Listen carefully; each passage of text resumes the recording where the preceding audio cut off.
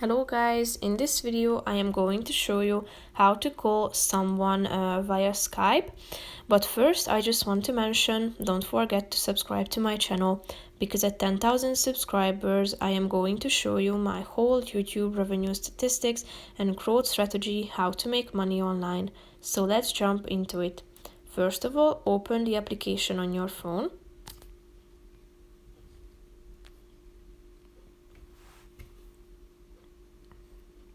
Click on the calls icon down below, which is the second option, and here tap on the this telephone icon indicated with the plus icon in the upper right corner of the screen.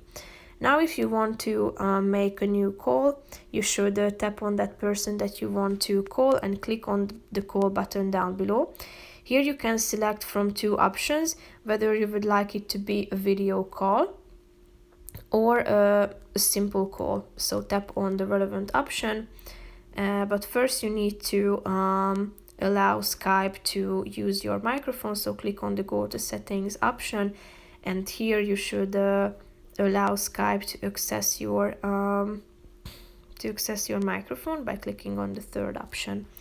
So if you go back, you will be able to conduct your call. As you can see, you need to go back and select.